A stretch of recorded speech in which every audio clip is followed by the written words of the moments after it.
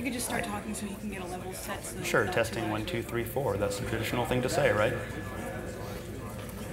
Or do you want something longer than the traditional thing to say?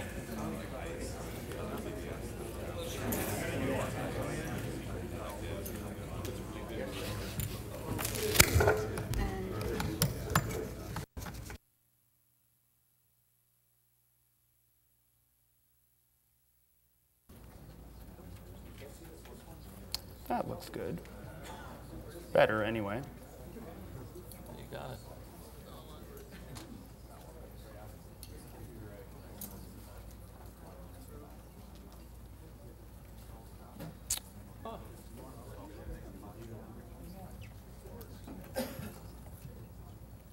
Do you want? Hmm? Do you want this? You want me to talk into your chest? You can do that. Could do that. We're friends. Because now you can hear me. Hello, everyone. My name is Jason Scott. I run textfiles.com. I gave a somewhat rousing rant yesterday about history. Part of what happens when you stay still in one place and collect a lot of crap is that people go, oh, good, a place to put my crap. Another thing that happens is other people are collecting crap and come up to you and kind of eye your pile of crap solicitously. So one of the things that happens as you go in history is that you meet other people who consider themselves historians. Some people who are historians were there, and some people are happy they remember what they had for breakfast this morning.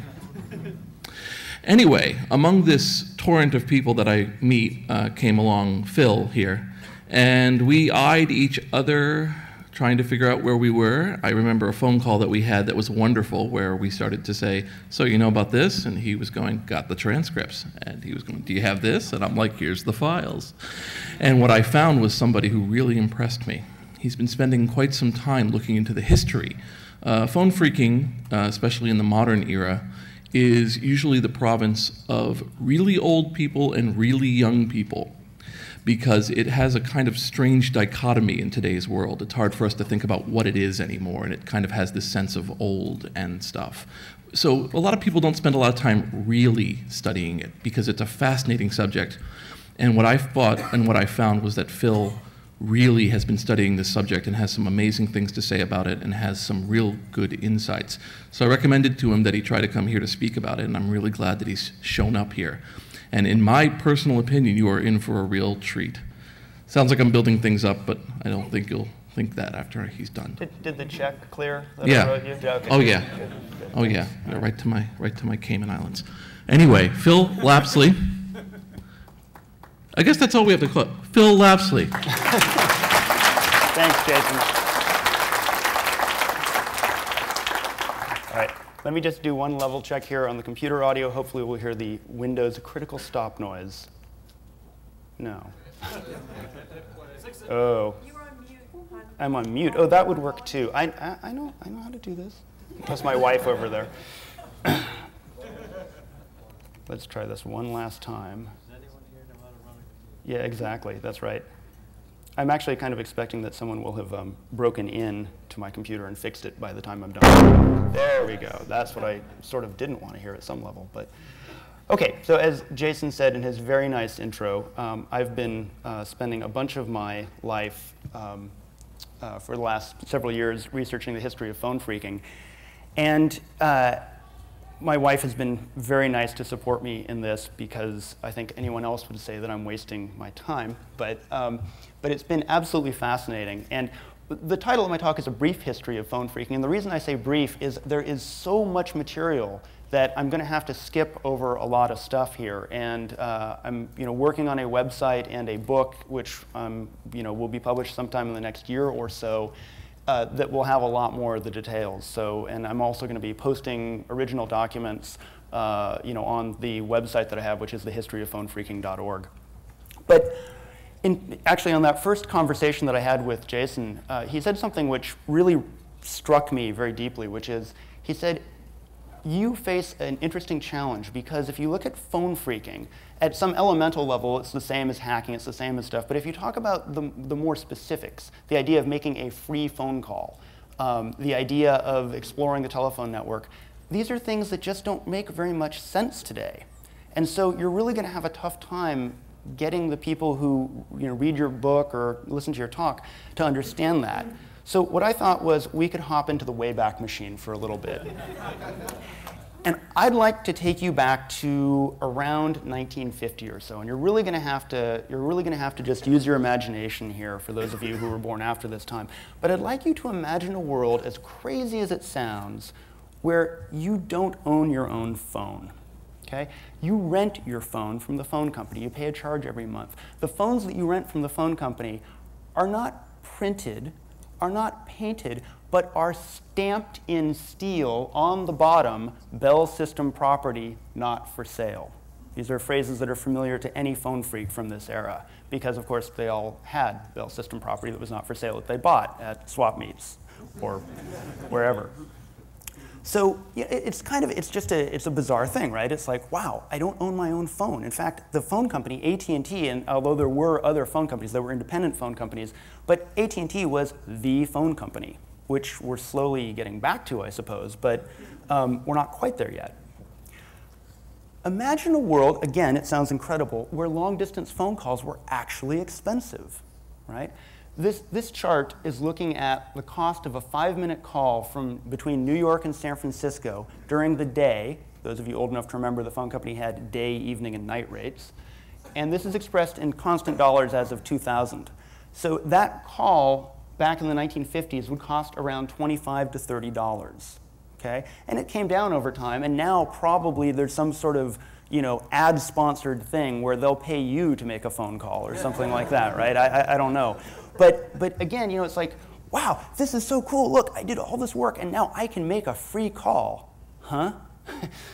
They're free. It just doesn't matter, right? So again, sort of a disconnect between today and back then. Imagine a world where dialing your own long-distance calls was a totally foreign concept. Such a foreign concept that you actually have to educate the public that they're no longer going to pick up the phone and ask the operator to connect them to San Francisco.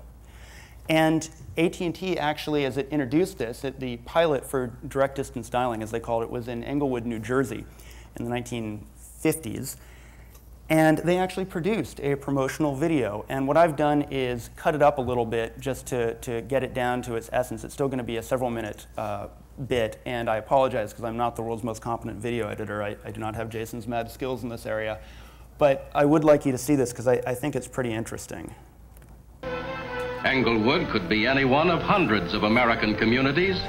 Population 25,000, Main Street with busy stores, banks, and movie theaters. Attractive suburban homes with their neat lawns and their well-groomed look. In size and in the kind of people who live here, Englewood is like many other American towns. And that was one of the reasons it has become the first town in the world to have an unusual kind of telephone service. Remember that number Mrs. Warren looked up in her personal telephone notebook? 318 Garfield 5 2368. The only difference between that and a local number is the 3 digits at the beginning. 318 is the code for the San Francisco area. If her daughter had lived in Chicago, Mrs. Warren would have dialed the code 312 and then the telephone number. Cleveland, 216. Boston, 617. Altogether, more than 80 numbered areas are planned for the United States and parts of Canada. For some time past, area numbers like these have been used by telephone operators in dialing long-distance calls. When the people in the Englewood area with 1 and 2 party lines were given this service, they could dial to 13 of these areas. That meant that more than 11 million telephones could be dialed from Englewood. Keeping track of the details of the call is done automatically too. When you dial a number, holes are punched in a continuous tape representing your telephone number and the number you dial. More holes are punched to show the time when you start talking and when you finish talking and hang up. If you get a busy signal or the number doesn't answer, no charge is made. Since all this information is in the form of tiny holes in a long piece of paper, the meaning of these tiny holes has to be expressed in words and figures. This is done by running the tape through several machines which assemble the information, translate, sort, and summarize it. Figure the length of your call, apply the correct rate, and, you guessed it, type your toll statement.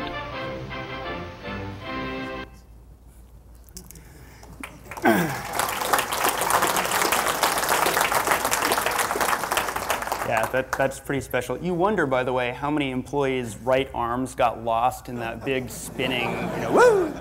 But, so, again, right, a different world. It's a different world. And as an aside, 318, the area code for San Francisco, which I grew up in, it was 415. Yeah, in the original dialing plan, all of San Francisco and the East Bay and South Bay and all that was one area code, and it was area code 318. It's like Oakland 415. Yeah. It's like San Francisco 318, Oakland 415. Right, correct. And so what happened was, and so in the original plan, you're right, it was 318 and 415, and what ended up happening was they ended up making all of it 415. And then later, of course, San Francisco stole 415 from, I live in Oakland, so they stole 415 from us. So let's fast forward a little bit from Englewood to Joe Ingressia. And Joe Ingressia in 1957 was a 8-year-old boy. He was a lonely kid. He's died, unfortunately, last year. But he is known as the granddaddy of phone phreaking. And one of the reasons for that is this. This was probably in like 57 or 58. And I don't know how I happened to be on a long distance. I think we had made a long distance call. And I heard this, kind of sound in the background. And so I kind of whistled along with it. And it cut the line off. And it made a click and cut it off, and I didn't know why. And then I dialed, had the operator, I could have her connect me with information, and that was free back then. And I would whistle that tone, and it would make the line click. And if it was talking, I would cut it off, So Joe had a lot of fun whistling and making the line disconnect. And in fact, this was from an interview that I had with him last year, and he said, when I figured out that this worked, one of the things I would do is I would go out with my mom. We'd be going someplace, and as we'd pass by payphones, I'd whistle, and invariably people would be, hello, hello, is anyone there? And so he got a kick out of that. Now, as probably most of you know, Joe later changed his name to Joy Bubbles, and Joe was blind. He was just an exceptionally gifted individual, very smart. Fantastic pitch, perfect pitch, so able to just gifted in a lot of ways, a lot of sensory ways. I think his last job actually was, he said, smelling pig poop. It was for a laboratory where they were trying to determine the minimum detectable level of pig excrement odor, and so he was very gifted, auditorily and also in an olfactory sense. Now, I'd like to talk a little bit about why Joe got disconnected. And this goes to how the telephone system used to work. It doesn't work this way anymore, sadly. So imagine two cities, which I've creatively called City 1 and City 2. And they're connected by two telephone company central offices. So you've got phones in each city, and then you've got what are called trunk lines, long-distance trunks, between the two cities. Now, in the old system, and this was called single frequency signaling for reasons that will be clear very shortly, when the trunks were idle, when there was nothing going on, the phone company would play 2600 hertz on the trunks. And 2600 hertz sounds like. So when there's nothing going on, 2600 hertz is there. Yeah. Now, if somebody in City 1 wants to make a phone call and dials a number in City 2, the first central office wants to seize a trunk line, and so what it does is it removes 2600 hertz, and CO2 is listening, and it says, oh, okay, somebody just took off 2600 hertz, so somebody wants a call from CO1. So what it does is, to acknowledge that, it removes 2600 hertz. It's kind of a handshake saying, okay, I heard you, but it's saying, hang on a second, let me get a register. And a register is basically like a memory storage device. And it's saying, I know you're going to be sending me some digits that you want to dial in my city. So, and memory is expensive, as we know, especially when it's basically relays. So I don't have a lot of these registers lying around, so let me get one and connect it to you. It'll take just a half a second. So as soon as the central office in City 2 has found that, it puts 2600 hertz back on the line saying, OK, I'm there. Go ahead and send me digits. So first central office transmits digits. Now, back in the old days in single frequency, the way it would do this is with pulses of 2600 hertz. So if you wanted to send the number 1212, you would send beep, beep, beep, beep, beep, beep, 1212. And you do that with pulses of 2600. So then when you're talking, when the other guy has answered, CO2 removes 2600 hertz. And so the fact that 2600 hertz is removed tells you that the other guy answered. And now you carry on your conversation. And then when the caller hangs up, we send 2600 hertz in the forward direction, CO1 saying, we're done with the call. And the other side sends 2600 back, saying that, OK, I get it, and the lines are back to idle. So 2600 hertz is the key to Ma Bell's heart, right? You can whistle your way into Ma Bell's heart under this system. Because this single frequency, it indicates whether the trunk has answered or not, which is on hook or off hook. It indicates billing, right? Has the other, and this is an interesting thing. Back in the old days, if you were calling, say, 611 or directory assistance, they would just keep the 2600 hertz on the line. It was filtered out so you couldn't hear it. But that 2600 hertz told the big tape machine that chews off people's right arms that the other party didn't answer. It's as if the call is continuing to ring, and so that's OK. And then finally, 2600 hertz is used to pass digits via dial poles. So what does this mean? Well, it means that if you're Joe and you can whistle 2600 hertz, you can cause a call to hang up because the other end will think, ooh, line went idle, I better make my line idle. But if you're really good, which Joe was, you can do better than that. You can dial calls just by whistling.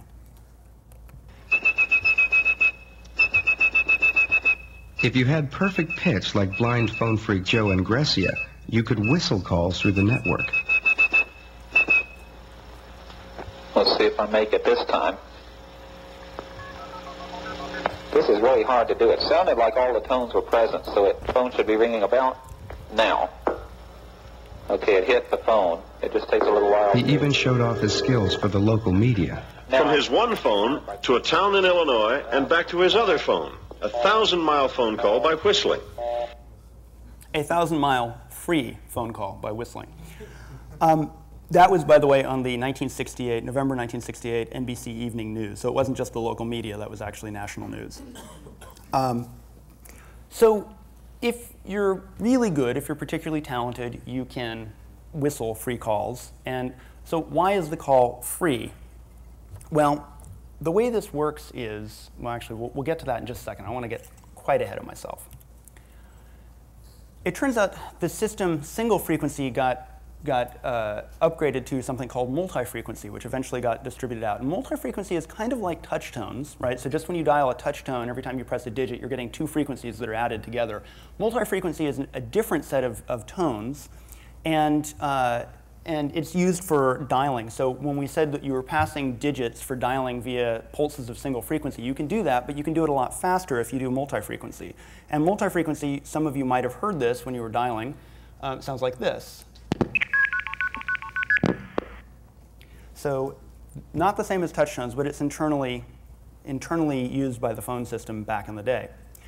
So it turns out if you can generate 2600 hertz and these multi-frequency or MF tones, you have something called a blue box.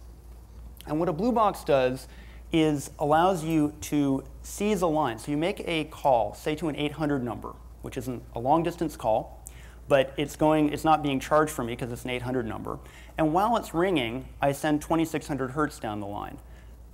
But I do it only long enough, so as I send it, send it for about a second or so, and then I take it away. The remote end says, wow, okay, 2600 hertz, he hung up. But then suddenly the 2600 hertz goes away. So the remote end says, ooh, 2600 hertz is gone. Somebody wants to make a call. Okay, hang on, let me get a register.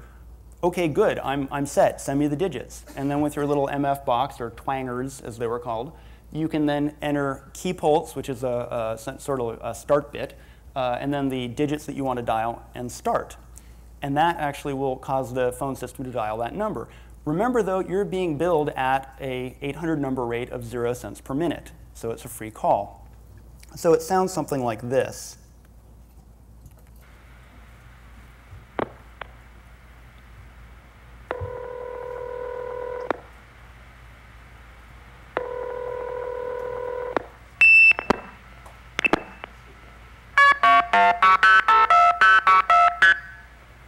And at that point, the call starts going through to whatever number that person just dialed. Now, I'd like you to listen just to this little bit here. This is just, remember, right after the guy hits 2600 hertz on his blue box, you hear this kerchink.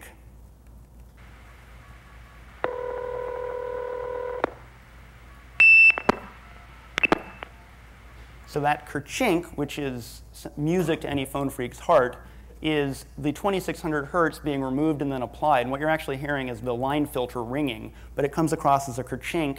And if you were a phone company's central office, that was telling you, OK, I can send digits now because the other side's ready to receive them. If you're a phone freak, you're probably just salivating at that point. Now, the other thing which is interesting about a blue box, and one of the reasons why it was such a favorite toy of phone freaks, is that you can dial telephone company internal numbers. You'll notice that phone numbers don't start with the digits 0 or 1. And so it turns out there were all these mostly 3-digit codes, but some were longer, that were used internal to the phone company. And so, for example, if you dialed with a blue box 121, you would get an inward operator. If you dialed 131, you'd get directory assistance. 141 was a rate and route operator. And it's a fascinating thing from a security perspective because, well, if the only way to reach an inward operator is with a blue box, and of course, blue boxes really only officially exist in the phone company as telephone company's central office equipment, well then, if I'm an inward operator and I get a phone call from somebody, obviously that person must be legitimate, right? It's clear, because the only person who could possibly call me would be another phone company person. And so there's a very interesting thing from a security perspective here of, you know, not being particularly, well, of being a little bit too trusting because, of course, nobody could call me. It's a little bit like caller ID today. Well, of course the caller ID must be correct. It couldn't possibly be forged, right? So that's what a blue box does. Now, the first blue box was discovered by AT&T Security in September of 1961. And that's a vague photo of it there. And the reason it's called a blue box is because it was actually in a metal chassis that was painted blue. Jason talked a bit in his talk yesterday, if you caught it, about the importance of artifacts. I spent a lot of time talking to people who work for the phone company security as part of this project. And one guy ended up, he was an old security agent, he ended up sending me just a box of documents that he clearly should have shredded before he retired. And one of them was this lovely little memo from the director of AT&T Security describing this first blue box.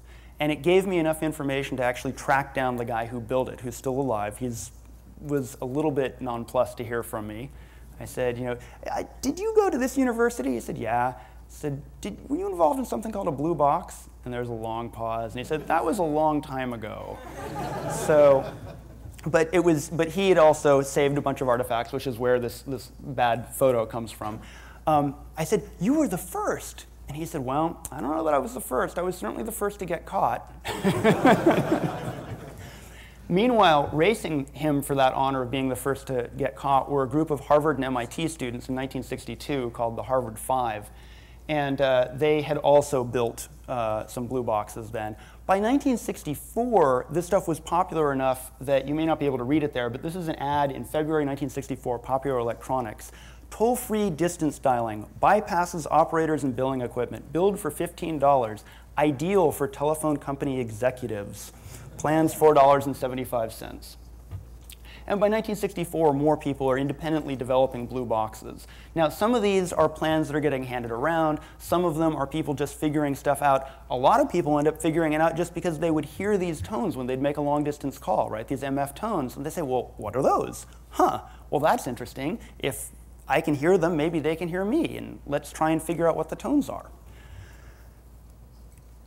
So something I was really fascinated by is how did people learn this stuff?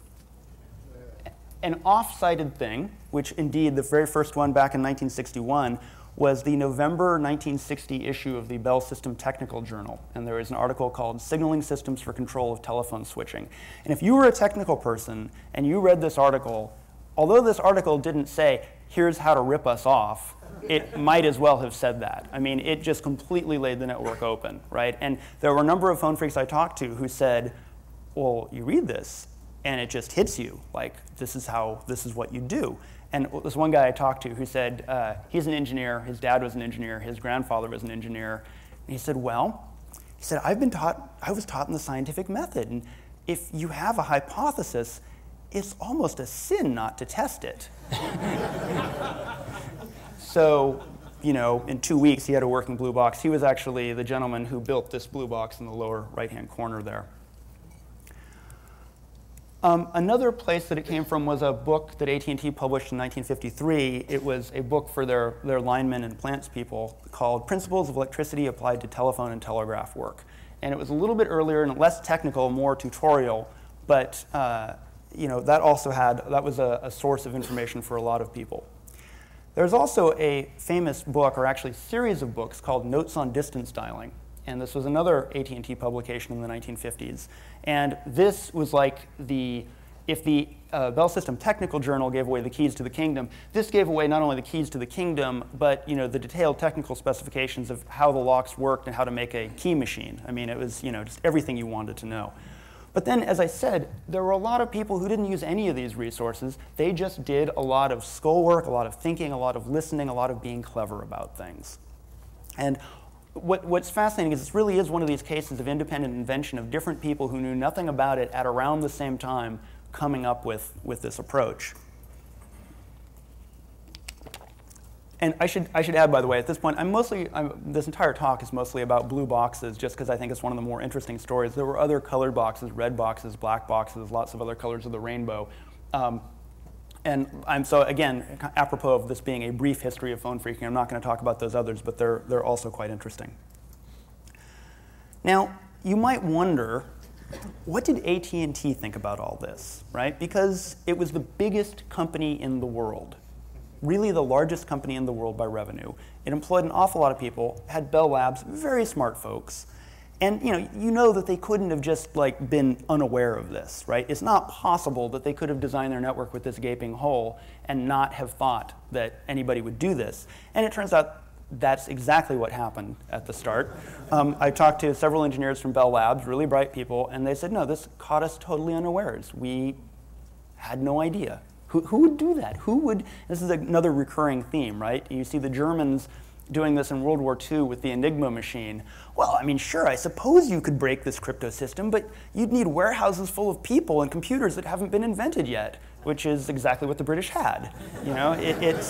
And so it's a similar kind of a thing. Like, well, who would go to the trouble of it? That's insane. So, testifying before Congress, AT&T's head attorney for privacy and fraud in 1975 said, "At the time, we recognized that we had no immediate defense to blue and black boxes. This was a breakthrough almost equivalent to the advent of gunpowder, where the hordes of Genghis Khan faced problems of a new sort, of the advent of the cannon." Now, I know this gentleman. He is an extraordinarily charismatic man and quite gifted in his words and his ability to horrify Congress with how important this is. The hordes of Genghis Khan, all this. So what did AT&T do? Well, starting in 1964 and ending in May of 1970, as an interim solution, because they're AT&T, they're Bell Labs, they're scientists, they're engineers, they said, we better understand exactly how big this problem is. Maybe it's big, maybe it's small. Maybe we can just hope that it goes away. And so they deployed these rapidly designed toll fraud surveillance units. This was a precursor to warrantless wiretapping.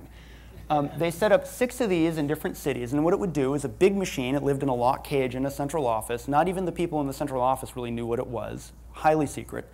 And it randomly monitored toll calls looking for 2600 hertz when it shouldn't ought to be there. It randomly monitored 33 million phone calls. When it found one it thought there was evidence of fraud, it tape recorded it. And then, so they tape recorded between 1.5 and 1.8 million telephone calls during this 5-year period. 1.5, 1.8, who really knows? You know, we may have lost 300,000 tapes. They would send these tapes to a service bureau in New York City where very senior operators would do nothing other than listen to these tapes to determine, oh, this one's fraudulent, this one's not. And during that time, they detected at least 25,000 cases of known illegality. Now, you have this classic problem. Okay, I now know that there is fraud on the network. I have some indication of how much fraud. I'd like to get these people arrested, but number one, I don't really want to publicize this, right? I mean, sure, there are classified ads in popular electronics, but it's not like on the front page of the New York Times, okay? So I'd prefer not to publicize this, number one. Number two, I don't really want to reveal the fact that we've been monitoring 33 million calls, because, you know, I mean, even if we, the phone company, believe that we have a right to do this, that's just really a conversation we'd really rather not have. And number three, it's not even really clear at this point what laws have these people broken. There is a fraud by wire law. It's a federal fraud by wire law, but the guy who wrote it, who for the Justice Department gave an opinion to AT&T saying, I really don't think this applies. It was really constructed for something entirely different. So what do you do? Well, what you do is you pick your cases very carefully. So you don't go after people who are just general phone phreaks, hacker types. What you do is you go after the mob. Because it turns out that the mob did a lot of business in gambling and bookmaking. Very lucrative business, running what was called layoff betting, essentially sort of being like almost a reinsurance company for individual bookmakers. And the way you do this, if you're the mob, is you spend a lot of time on the phone, you know, quoting odds. They call it the betting line, back and forth. The problem is the FBI is wise to this. And so what the FBI would do is they would say, we think that you are a mobster. We're going to get your toll records from the phone company. And we're going to look and see if you call other mobsters, and we're slowly going to roll up your network that way. So the mob looked at this and said, wow, this is great. This blue box and this black box thing, it's great, because not only does it allow me to make these calls, it doesn't leave any billing records. That's fantastic. So the FBI goes and looks at the billing records and says, this guy doesn't make any long-distance calls, I guess he's not a mobster. So AT&T handed to the FBI, they rolled up this network.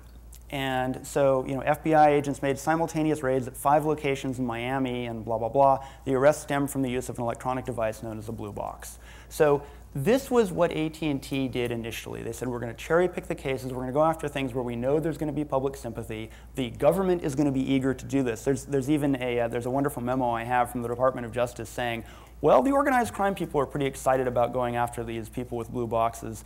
The rest of the Justice Department is sort of less interested in being AT&T's revenue enforcement arm. You know, it just doesn't seem like a good use of the public funds. So this was essentially their MO until the 1970s. Now, during this time, you had all these sort of disparate little pockets of phone phreaks all over the country. And they started in the late 60s and early 70s forming a community. And there were several things that were really key to that community. One was loop-arounds. Loop-arounds were this amazing thing. It was a test number that phone companies would provide where there'd be 2 numbers, like in California, they would typically end in 0045 and 0046.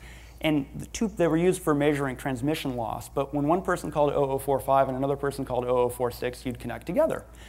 Loop-arounds had 2 things that were really neat. One was that they were anonymous. So I could tell you, call me, if you're a phone phreak, call me at this loop around at 0046 at 10 p.m. on a Saturday night, because I'm probably not doing anything else at 10 p.m. on a Saturday night if I'm a phone phreak. And if other phone phreaks call it, I can talk to them, but I don't have to give out my phone number. That's cool. The second thing that's cool is frequently these things don't return answer supervision. To the phone company, it looks like they never answered, which is great, because it means the call's free. So loop-arounds were super important. Another thing that was important were what was called party lines. These were essentially broken recordings, like, you know, you have reached a non-working number in the, 238 exchange. And sometimes the levels on those would be set too low. Sometimes the recordings just wouldn't play. But what that meant was if other people called into them, they'd all be connected in a big conference call. Again, one of these things, right? Today, conference calls, yeah, okay, big whoop. But back then, it's like, oh my gosh, a conference call. This is amazing. We can communicate with one another. And then there were actual conference lines. 052 is one of them. 2111 is another famous one, which were actually intended to be conference lines that were internal to the phone company. And if you had a blue box, you could get into them. And so that was a really nice way for phone phreaks in terms of filtering, because the only people who get onto them are other phone phreaks, right? So that's pretty cool. So you have this community that is starting to form in the late 60s, early 70s, and then that community goes public in a very big way. Esquire magazine in October of 1971, with a cover entirely unrelated to phone phreaking, did an article. A guy named Ron Rosenbaum wrote an article called Secrets of Little Blue Box, a story so incredible it may even make you feel sorry for the phone company. And what's interesting about this is it was actually billed as fiction, but it clearly wasn't fiction. And in fact, that's because it wasn't fiction. But it was so well written and so interesting, and it made this fundamentally geeky, nerdy thing seem so cool that I don't know how many phone phreaks I've talked to. I said, how did you get started in phreaking? Oh, there was this article in this magazine, Esquire. And they don't remember the cover, but they remember, this article. So this, and there were a couple other articles that came out around this time, but it really just completely blew the hobby wide open.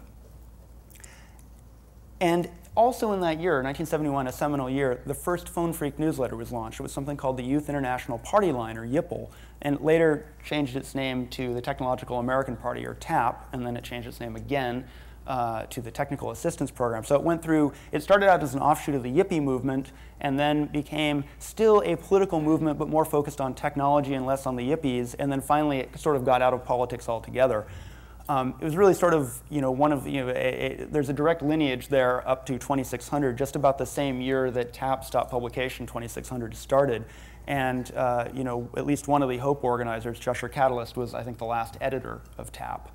So you have really this critical mass now of phone phreaks, and you also have another thing happening, which is that it starts out with people who are really just interested in exploring the network. The mob gets involved a little bit. But then you also have now people who are just in it for the free calls, right? This is great. And then you have people, the TAP had things like, how to get electricity, how to make your gas meter run backwards by disassembling it, hooking up to a source of compressed air and spinning it backwards, and then rehooking it up to your gas line at your house. So it starts to go off into this whole sort of 1970s ripoff mentality. And so the phone phreak hobby starts to change in different ways. And much like, as Jason was talking about yesterday, hackers, right?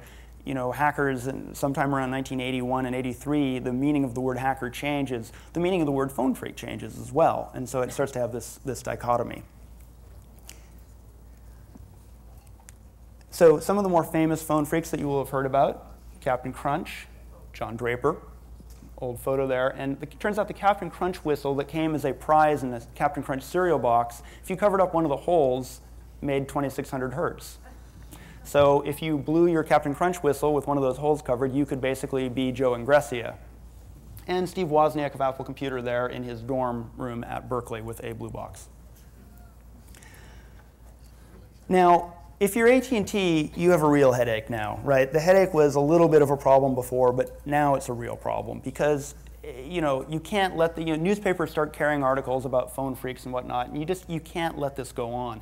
And so AT&T started getting serious, and they started, before it was fine, if we caught you with a blue box, we'd slap your hands and take it away, say don't do that again. But now we have to start prosecuting, and you can really feel for the dilemma that they're in, because it's like, every time we prosecute, there are newspaper stories.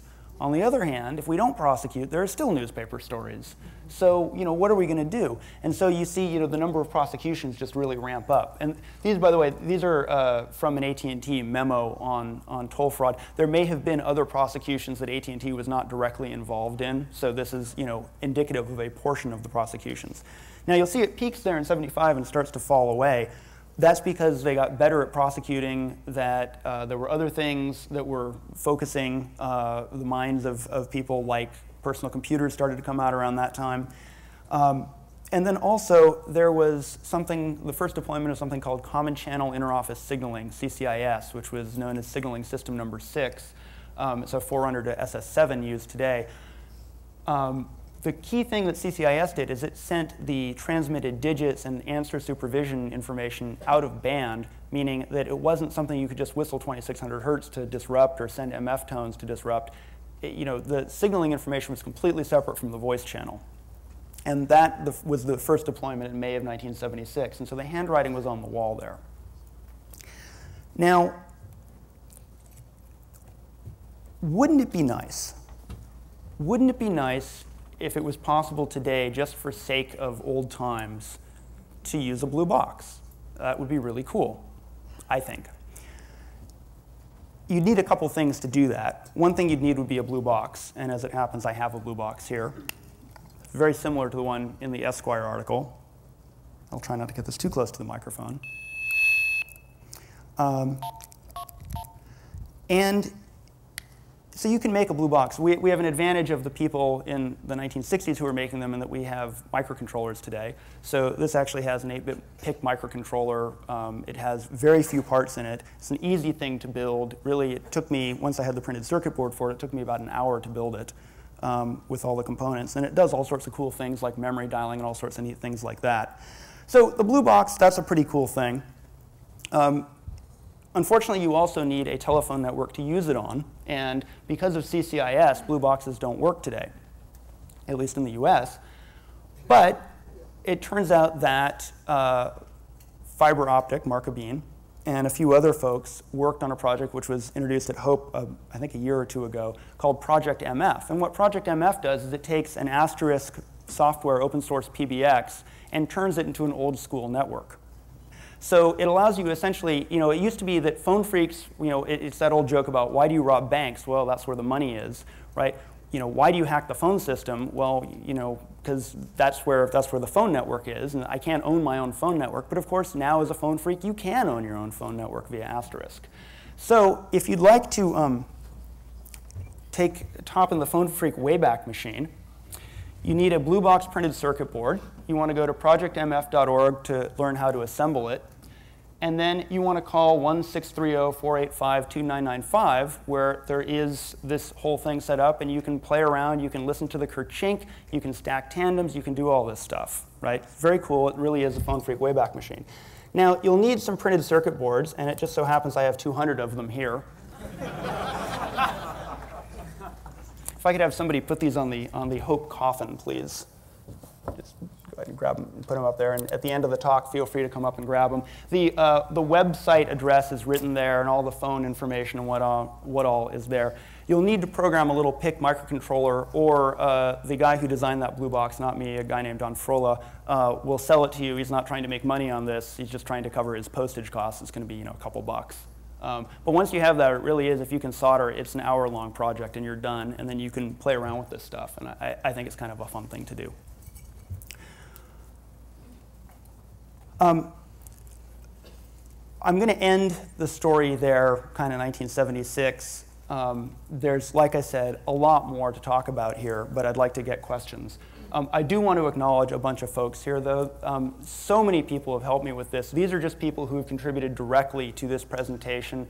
Bill Acker, one of the original blind phone phreaks, Mark Bernay, who's one of the guys in the Esquire article, Evan Doorbell, who has done an amazing set of telephone recordings at the website phonetrips.com, Don Frola, who designed the circuit there, Dylan, who I met last night when I needed to test out that printed circuit board, and he was kind enough to actually solder it up and test it up while I was in a hurry.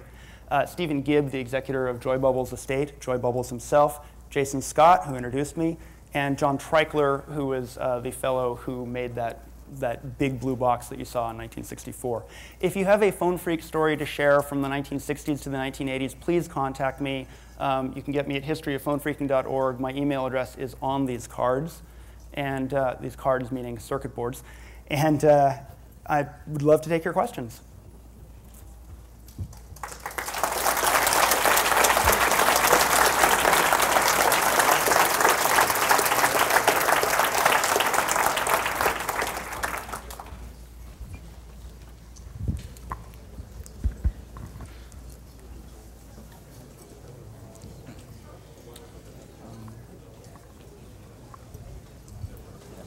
No questions. Oh. Everyone wants a printed circuit board. I get it. Hello. Hi. Yeah. Go ahead. Tell them you got a question. All right. I got a question. Yeah, go ahead. I was wondering if you could comment on red boxes and if they still work today, because I know sometimes payphones, you can still hear those tones as you put coins in them. So I will comment on red boxes. I can't comment in any meaningful way as to whether they actually work today. Not because I'm scared to say it, but just because I don't know. I haven't tried doing that in 20 years. But basically, a red box was a device that made the tones that a payphone makes, and you'd use them to fool either an operator or a computer that later replaced an operator, and it would generate 2200 and 1700 hertz. I'm afraid I just really don't know. Maybe somebody in the audience knows and has tried it recently, but I don't know if it works or not. No, they don't. They don't. OK, Jod tells me they don't. Other questions?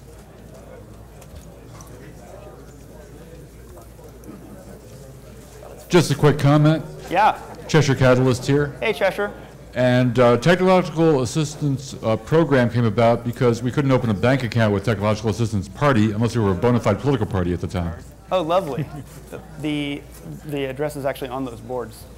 Contact info is on. Cheshire, thank you for that artifact. That's great.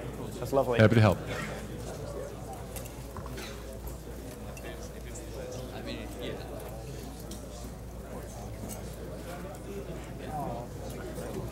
Yes.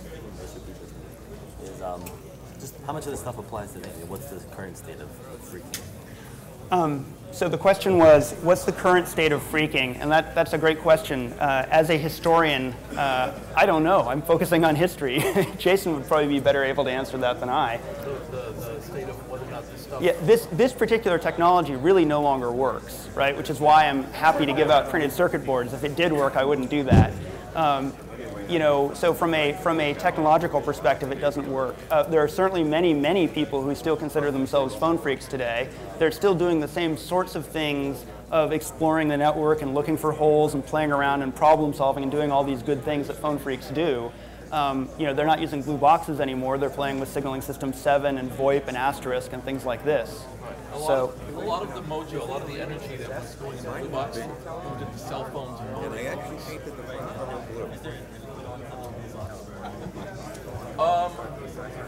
Okay, well, in terms of something that a lot of people grabbed onto and thought was great and thought would jump on was DATUs, DATU, and there was a major bust involving this 5 years ago. Totally scared the heck out of the phone phreak community, made them get rid of DATUs. We won't talk about them here. We won't do anything because it was a big bust. That was the closest to it. By the way, you know, John is sitting out in the audience. We were a couple of minutes ago. It took so long for them to deploy the new signaling system